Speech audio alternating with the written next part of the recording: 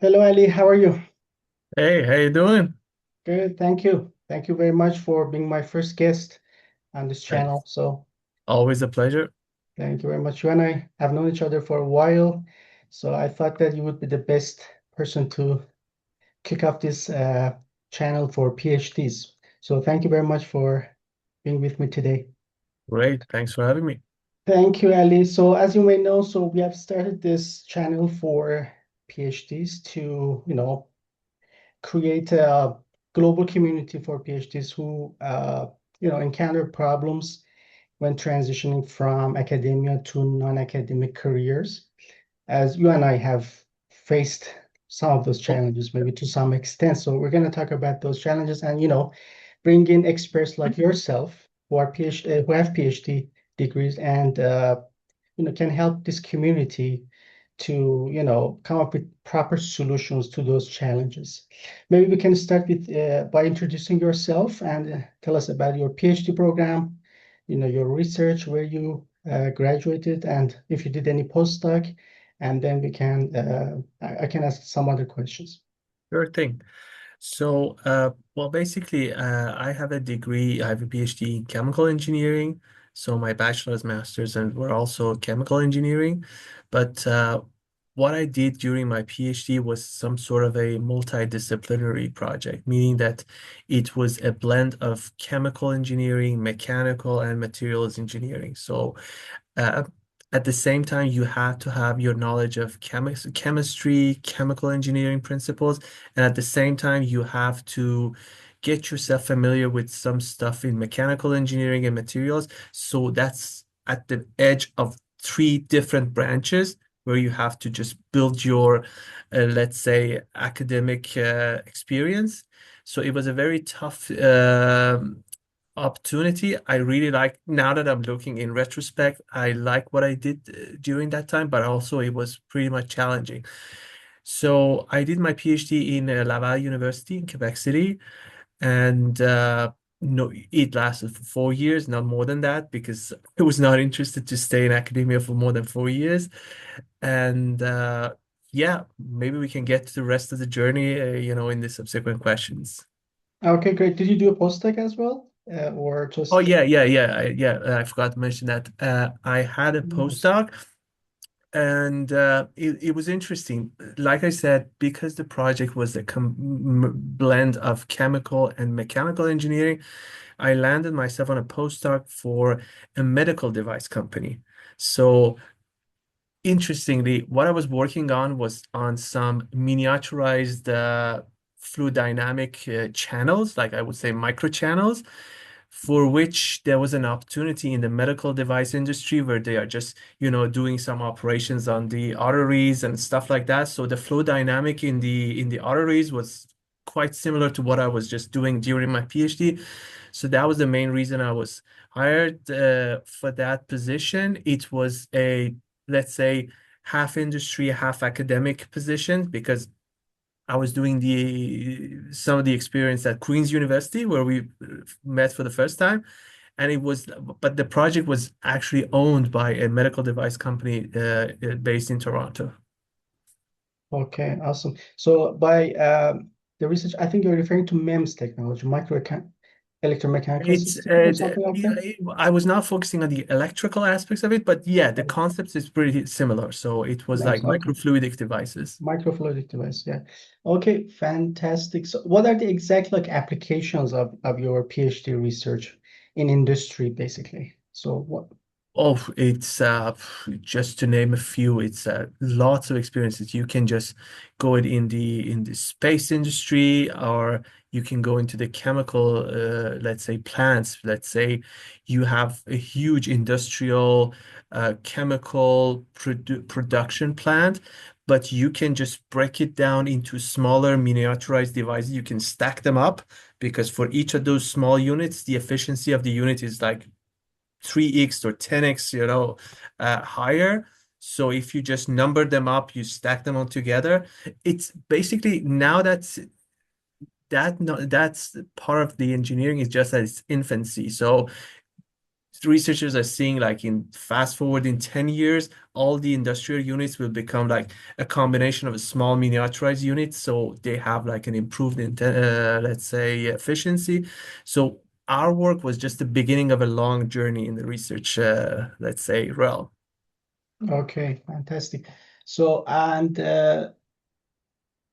as far as I know, I'm aware, actually, you're not, your current profession, your current career is not related to what you were doing previously in Uh, your PhD program, but you're yeah, more into like IP, patents, and stuff like that. So one right. like piece of the scope we have for this overall community. We call it PhD Genius.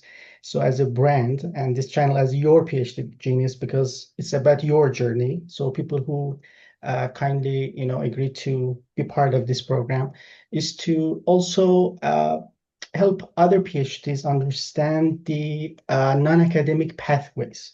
Because when we talk about PhD, even in industry, people think that, okay, the job that we want to pursue outside academia has to be only research based.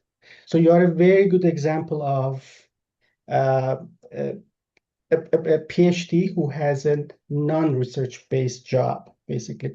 Could you please tell us more about your current profession? So, and how you utilize Yeah. your PhD skills in the current job. So Okay. please, Yeah. So that could be something, that could be a topic that I can just talk about for like 24 hours straight the because longer the better. So yeah, yeah.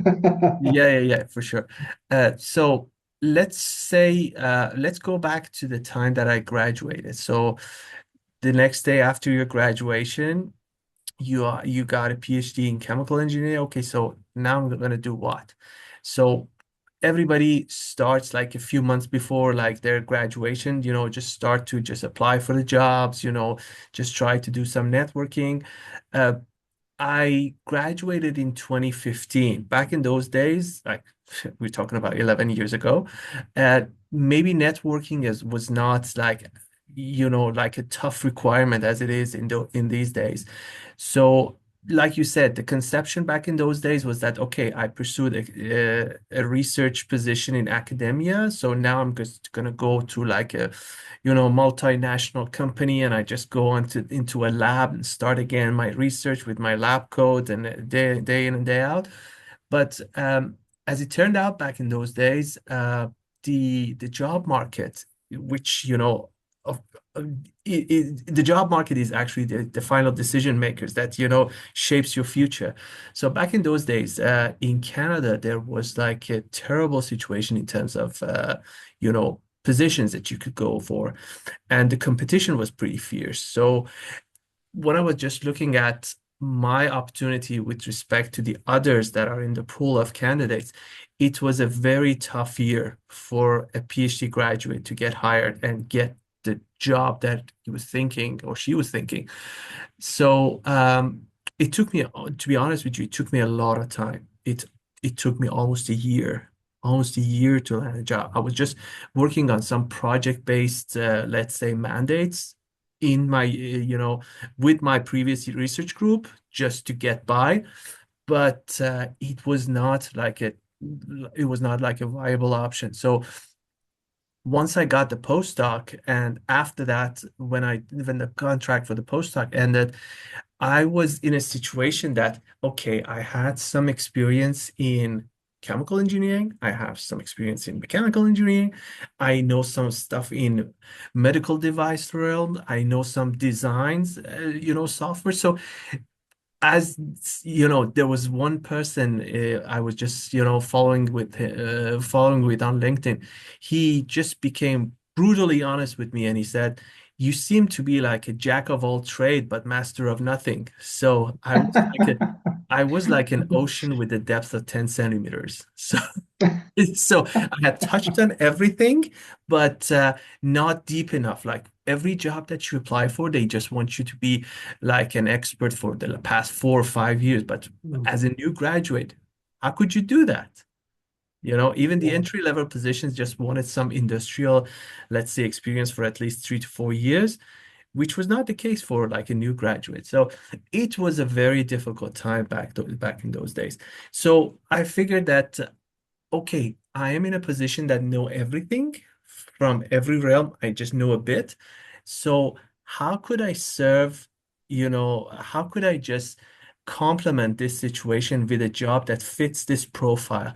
And I was pretty lucky that I was just one day at a coffee house, I was just talking to a friend, said, there's a job that you can just interview clients on the technical aspects because they're all innovation based, and you can just work with an accountant and you do the technical, the other guys do the accounting. So there is a program in Canada that, all the innovators, all the researchers, if they come up with a solution, they can just get some money from the government. I just said, yeah, but how could I do that? He said, so you know everything from every realm we know something. So at least you can put yourself at least a bit in their shoes, and you have a PhD, so you have an analytical kind of thinking. So you can engage in a technical conversation. If you don't know something, you ask questions.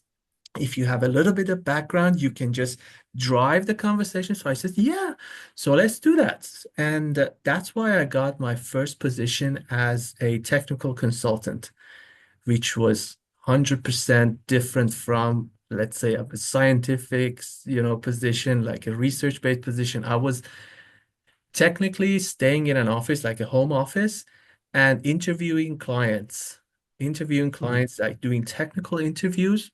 It was like an office-based position, had nothing to do with research. But your background, your experience, the analytical thinking, that kind of skills really helps you to engage in a conversation, ask relevant questions. The analytical thinking helps you to just find the gaps, try to fill them, either by asking question, or your research, let's say, base allows you to do some Google search and, piece things together so that you can just build a profile for every client.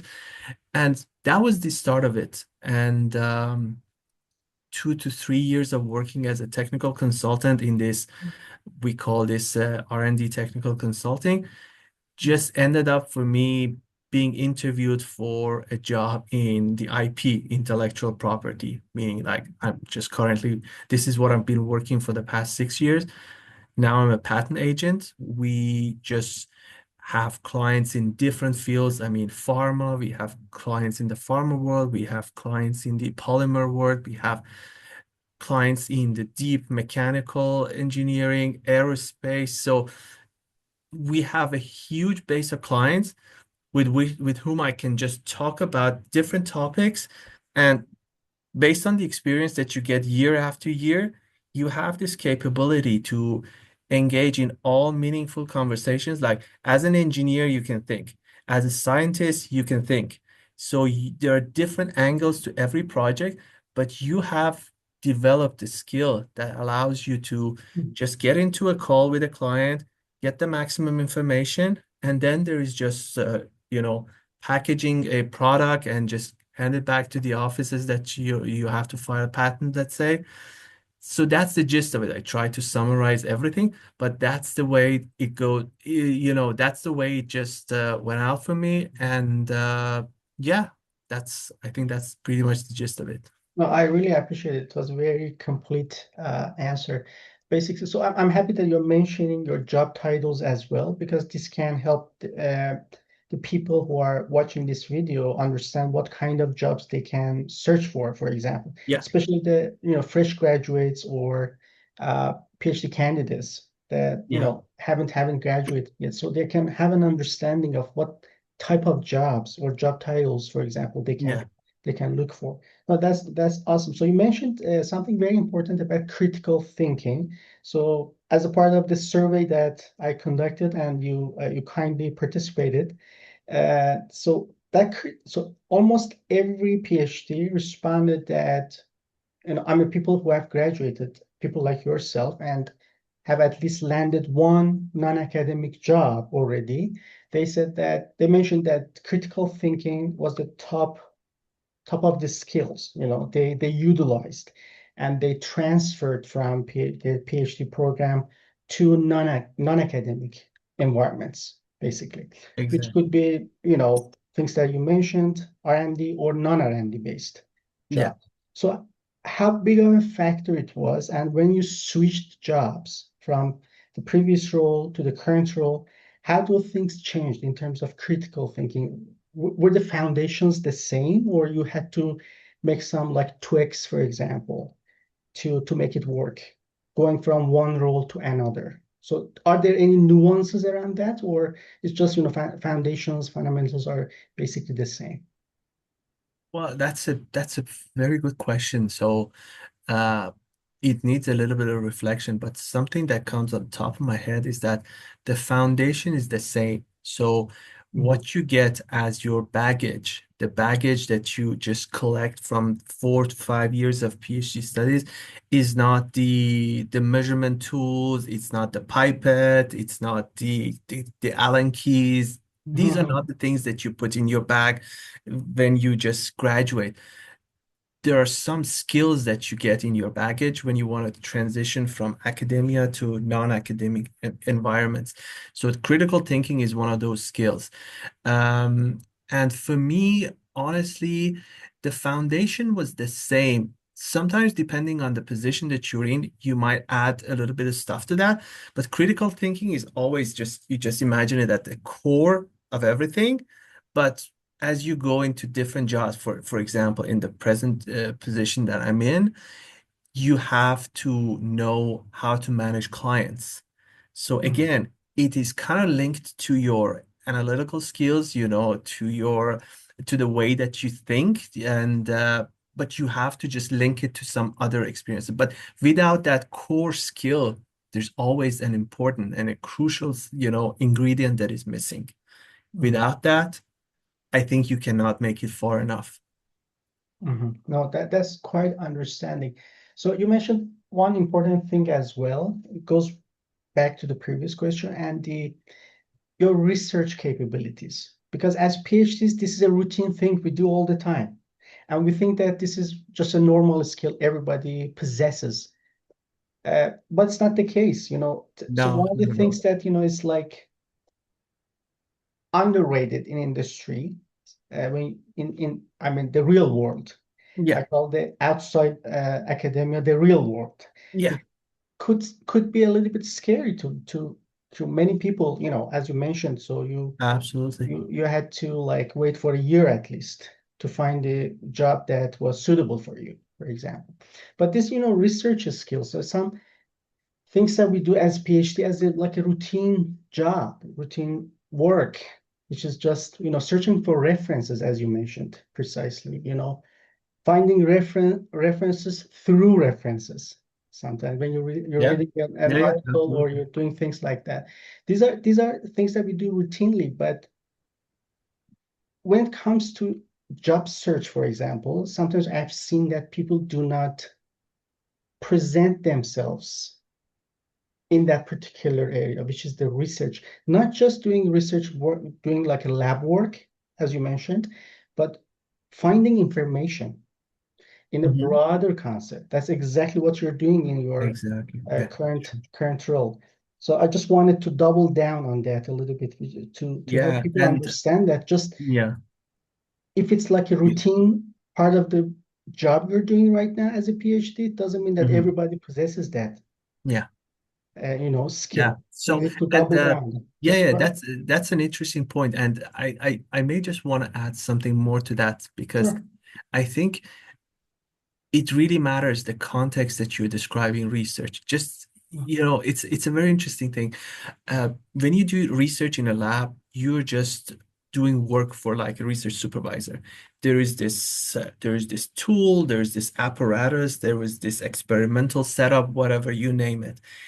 There's a problem that you have to solve for that apparatus, for that device, whatever.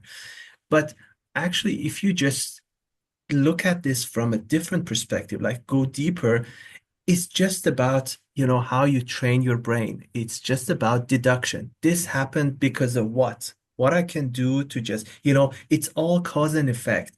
If you can just understand what is the cause, what is the effect, how can I just link this together? How can I find a solution? So basically, like you may at one day in your bathroom you just find a valve that is leaking. There's a valve, there's a faucet, so you have to research that. For example, you have to go now with these days with ChatGPT, everything is easier, but back 10 years ago or 8 years ago, you have to go Google what are these types of valves. You are not a mechanical engineer, but you have to just Google that.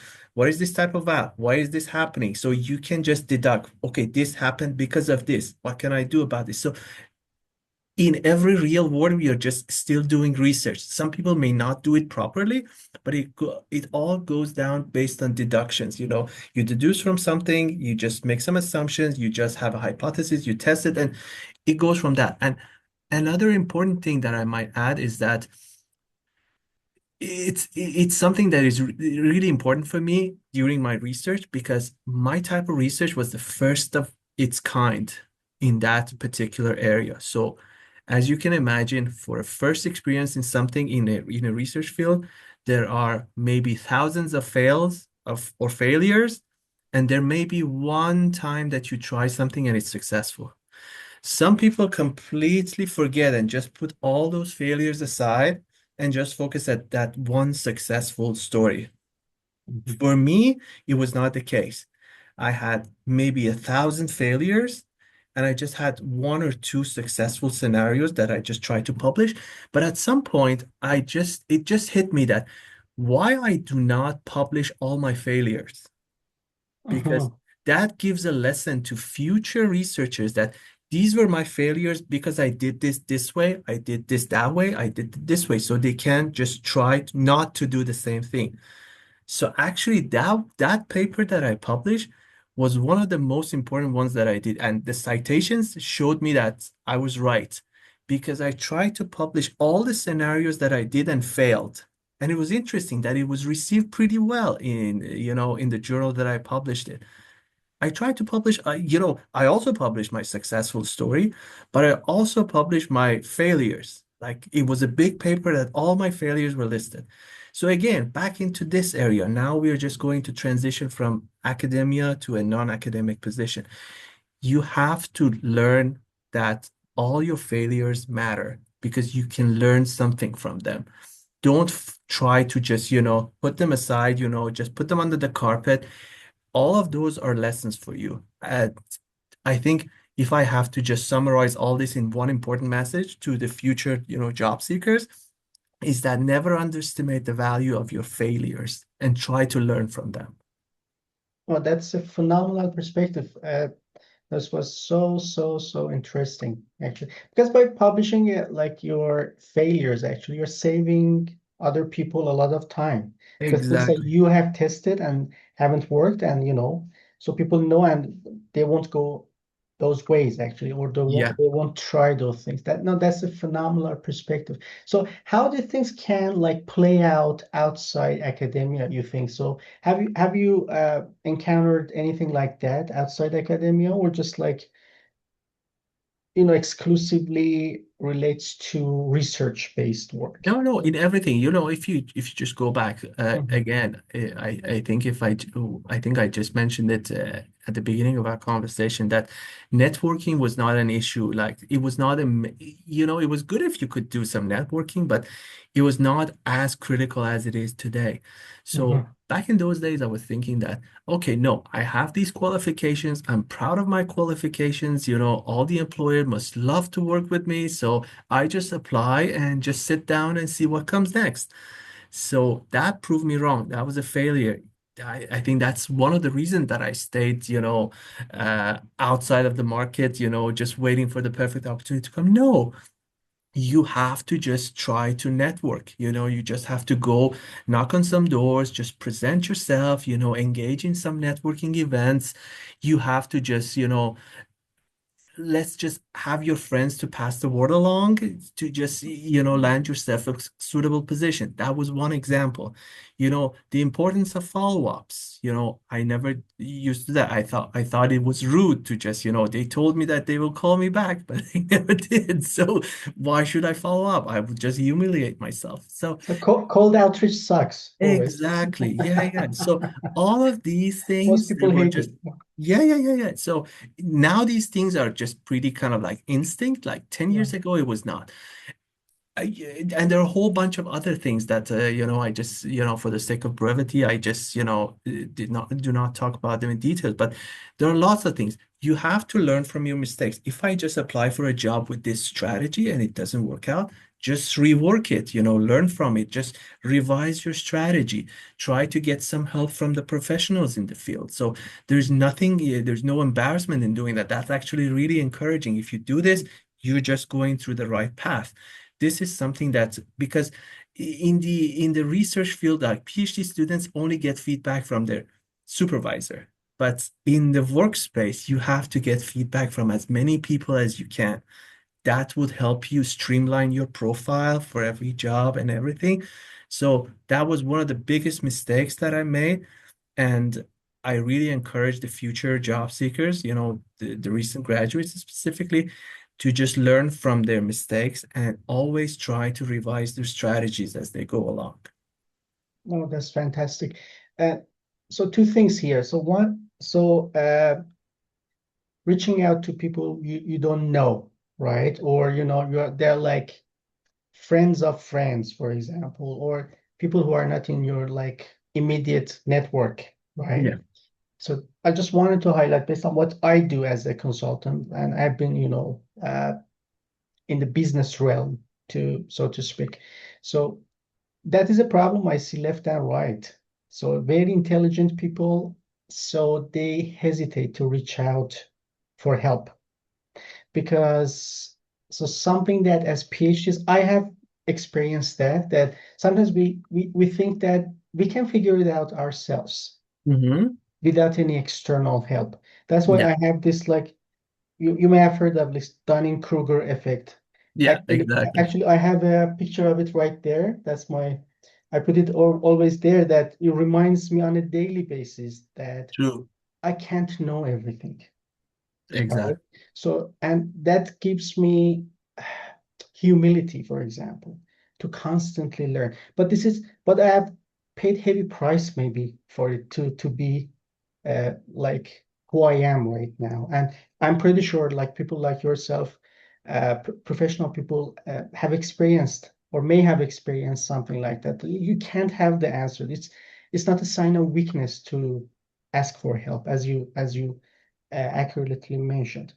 So And that's you know what? One thing that really bothers me that is that Mhm, people with the more fantastic profiles, those are the mhm, ones that hesitate to reach out for help. exactly. And some people with I would say I would try to use a word that is not like insulting, but some people with like a mediocre profile, those are the ones that are really persistent on something and they get it. And the intelligent guy might hear about the person that was mediocre and got the job and may get disappointed. No, don't get disappointed because that mediocre guy used all the tools, all the resources, but you just relied on your baggage and did not ask for help.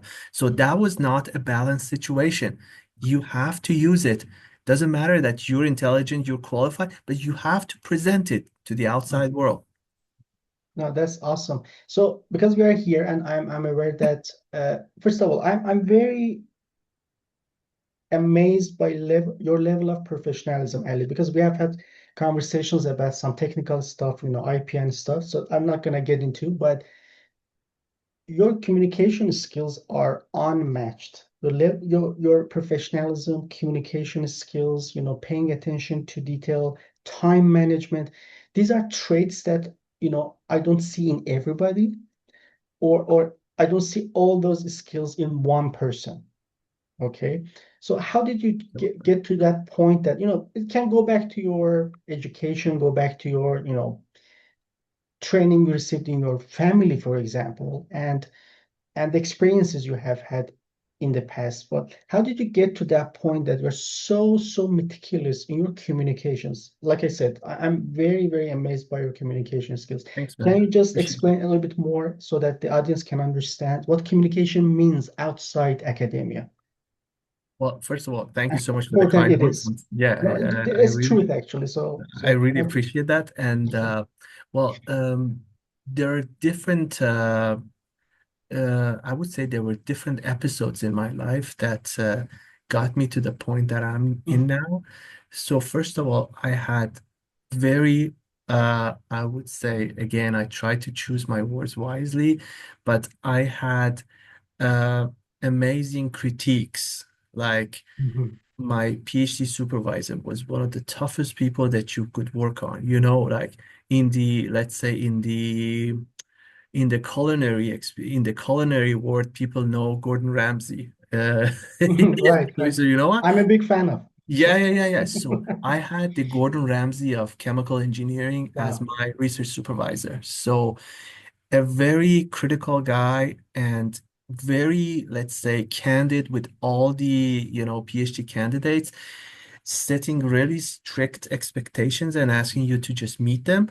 And he was not the person. I know it might sound like a cliche or something pretty outdated, but he used to tell us that if I just try to, let's say, encourage you to do something good, or if I just, admire let's say, your career, admire your research, scheme, so you would stop doing, you would get, let's say, overwhelmed, and you just stop being as good as you are. So I would say that it's a little bit outdated these days. We need some sort of like we have to incentivize people around it, around us.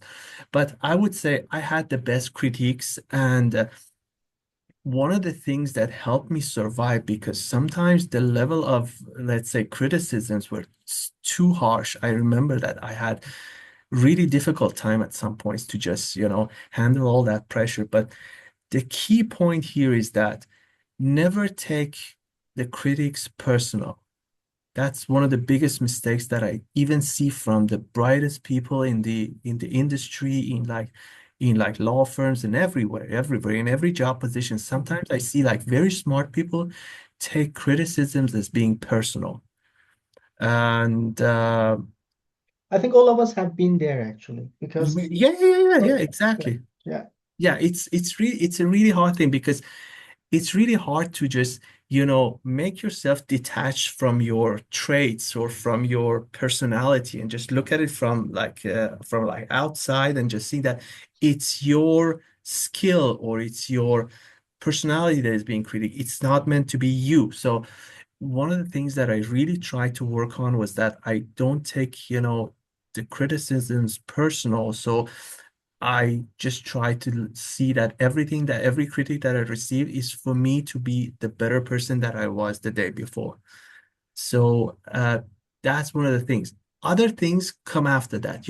If you just try to, let's say, convince yourself of this fact, the rest of the things that you said, time management, commitment, professionalism, it all comes after this.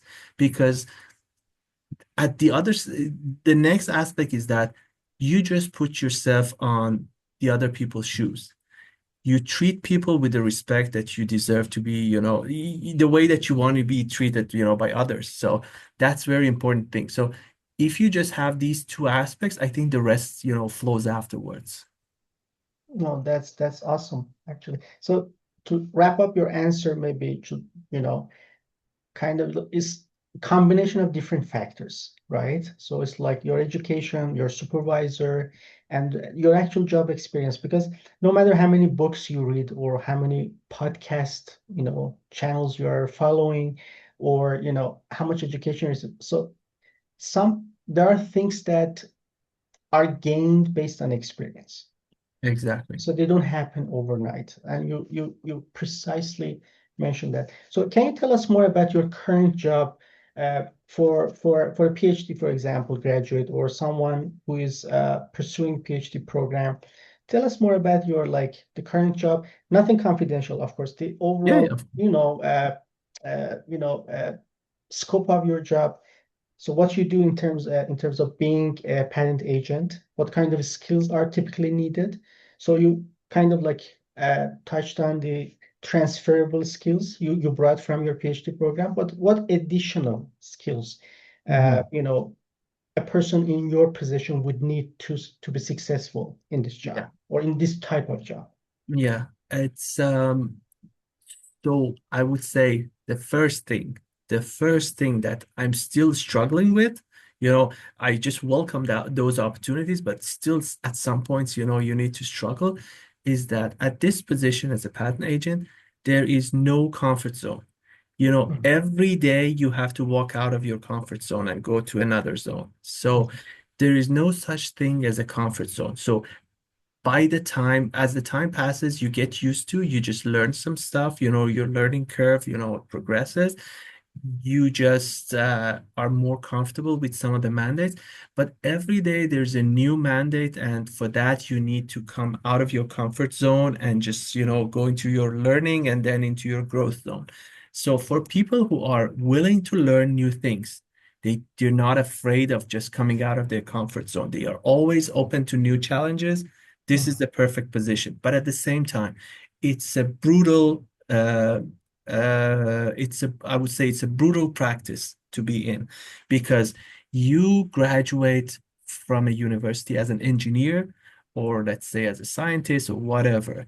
Here, what I do as a patent agent is a combination of technical matters plus legal matters.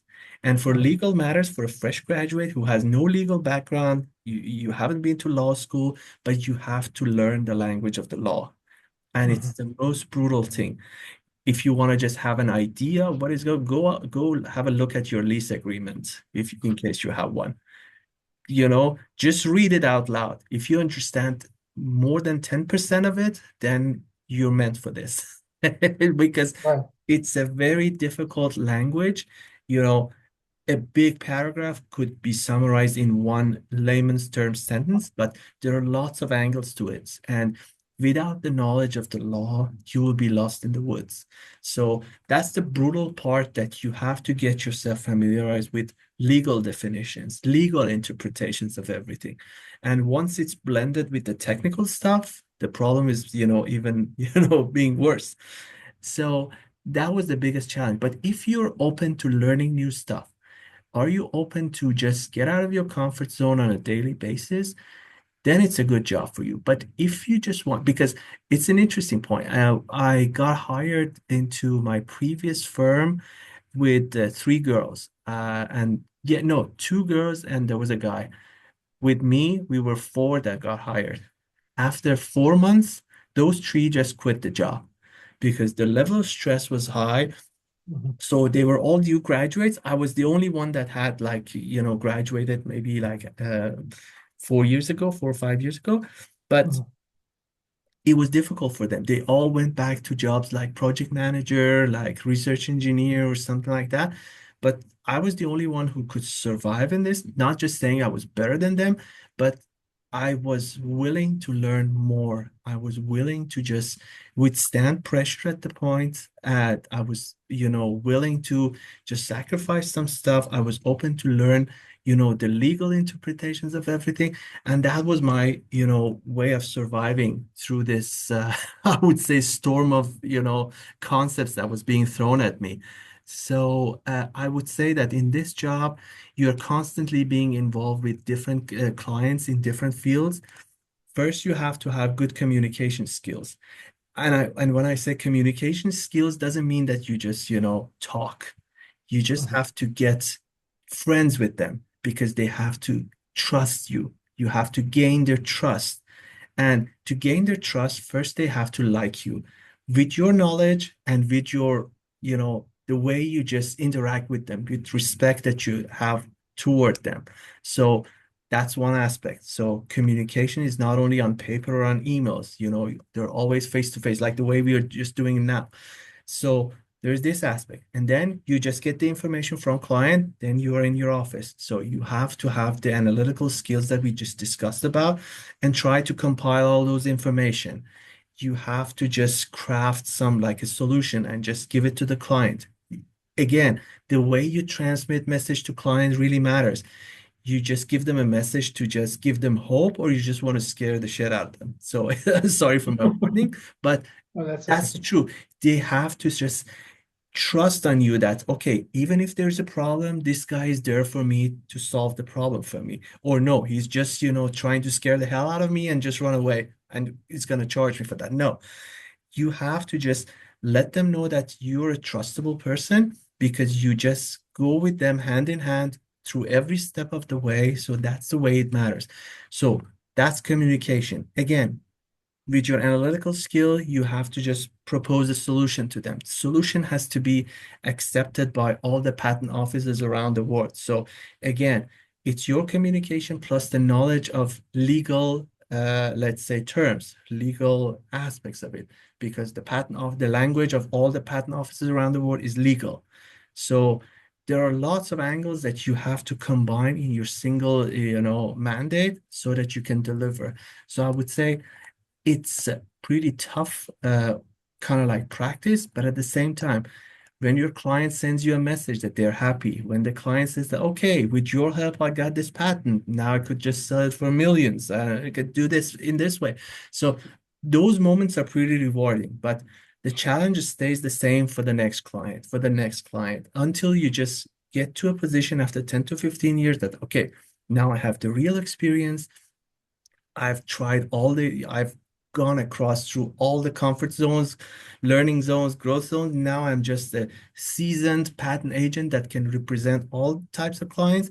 At that point, you would say, okay, so now I'm there. But in the meantime, you always have to face different challenges, get yourself tested at every single level. Okay, no, that's awesome. And Ali, because you're in the patent area, so IP in general, so you deal with entrepreneurs a lot. So Yeah. part of this program we have initiated. So uh, this is not just uh, a community that, is gonna like address, resumes or cover letters or type of jobs. So this is a mindset. So this Yeah. community to shift the mindset for the PhD community to think, like you mentioned, out of the box, right? And one thing, for example, some PhDs face sometimes is the guilt they feel that because they have done some research and then they transition to a non-research based job, sometimes they have that feeling that, I can totally relate to that. yeah, yeah, exactly. So because I'm doing something that's not related to my research, I have after my graduation, as you know, so I worked in a startup company. I did research-based job, product development, project management. But now I'm a consultant. I'm more into the business side, but I'm utilizing a lot of transferable skills from the past, like you do. But that feeling that people, some PhDs may have that no, my next job has to be related to what I did in my PhD program. So that, boxes them in, it limits their capabilities and skill sets, additional skill sets, as you mentioned, that they Yeah. need to acquire in order to be successful in the job market. So Yeah. that's one thing. The other thing is the entrepreneurship side. So in this program, I want to just, push that idea of like starting a business as well, because you don't have to be a genius to do a PhD. Yeah. But my perception is that once you do the PhD, you go through that tough training, the sacrifices, the resilience, the practice, everything that you mentioned. You go through that, you can become a genius. But then the question comes down to how do you utilize, or if you utilize those skills in the job market to find a job, to work for someone else, or you start your own business as well. So True. what we're building here is a mindset shift, not just, like I Mhm. said, resume or cover letter or, just like Yeah. general networking. It's a mindset. Those things will be part of this community, but they're not the core of these conversations right now. So let's put that aside for now. Entrepreneurship, because based on the nature of your job, you deal with entrepreneurs all the time. True. So can you tell us more about, or a little bit about like PhDs who start their own businesses as a startup, and traits that you have seen in those like PhDs or super intelligent people? I mean, they don't have to be just PhDs to start a business, of course, but because our audience is PhDs, Yeah. so let's just focus on that.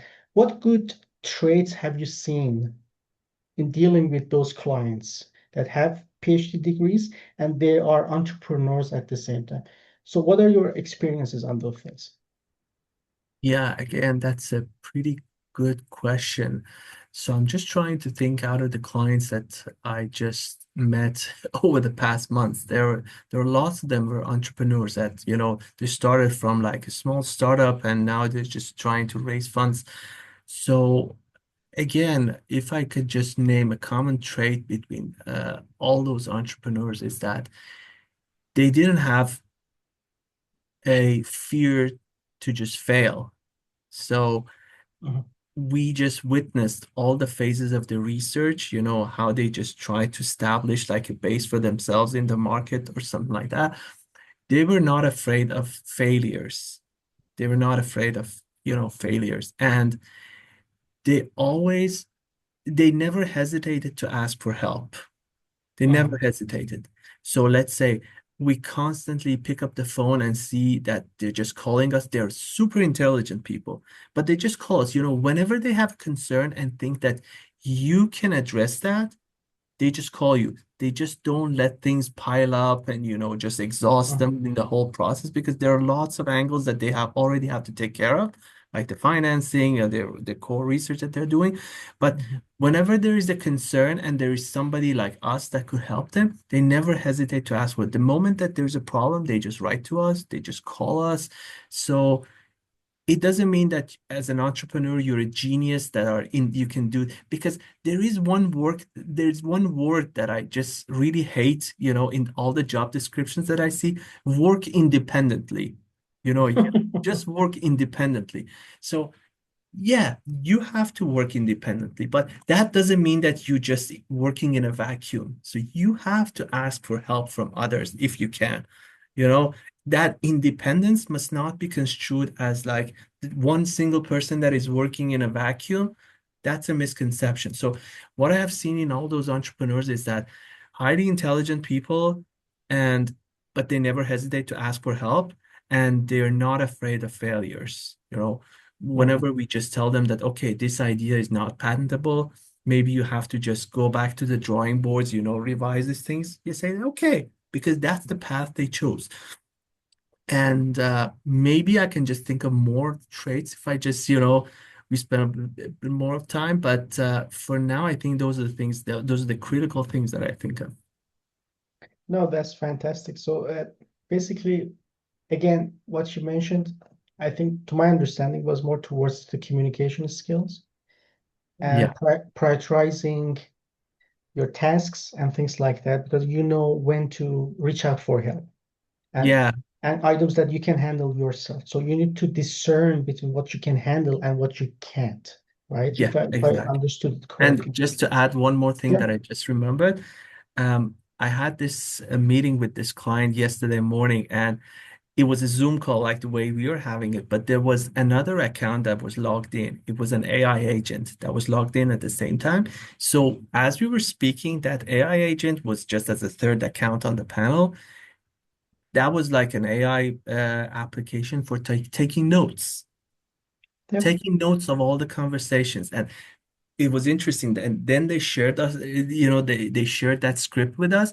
So it was mind blowing. Like the AI just took all the meeting notes, but there was a different tab that they just put all the action items, things that you have to do. These are the follow-up questions. So it was like packaged in a very presentable and, user-friendly kind of thing. So one more thing that I'm going to add to that, entrepreneurs have to be super organized because yes, you have to be open to failures, but at the same time, you have to try to avoid it as much as you can. At least be organized in that. So you have to know about all the dates. You have to have a very clean and organized calendar.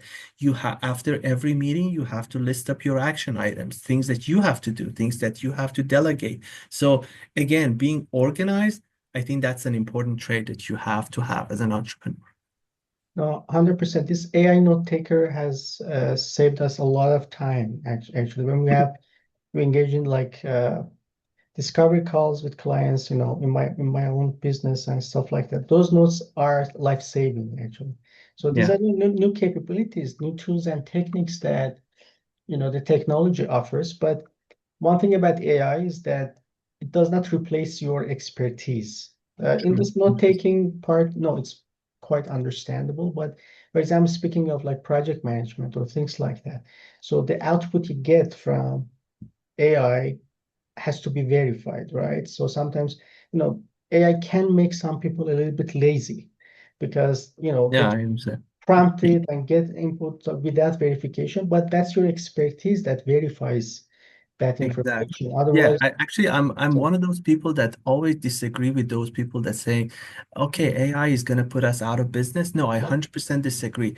It increases your efficiency. It does things that you have to do, like it takes you 4 to 5 hours. You can just do that in 10 minutes.